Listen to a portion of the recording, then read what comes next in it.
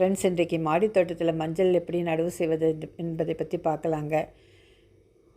இன்றைக்கி ஆடிப்பெருக்க முன்னிட்டு 2 பாட்டில் மஞ்சள் நடவு செய்யலான்னு டிசைட் பண்ணியிருந்தேங்க. இன்றைக்கி பாருங்கள், அது தாங்க செஞ்சு முடித்தேன். இந்த 2 பாட்டிலையும் நான் காய்கறி கழிவுகளை கண்டு தயாரித்த உரத்தை தாங்க போட்டு வச்சுருக்கேன். மண் பாருங்கள் எவ்வளோ லூஸாக இருக்குது. இதில் ஒன்லி 50% மண் தாங்க இருக்குது. மீதியெல்லாம் காய்கறி கழிவுகளுடைய உரம்தான். உங்களுக்கு பார்த்தாலே தெரியும் பாருங்கள்.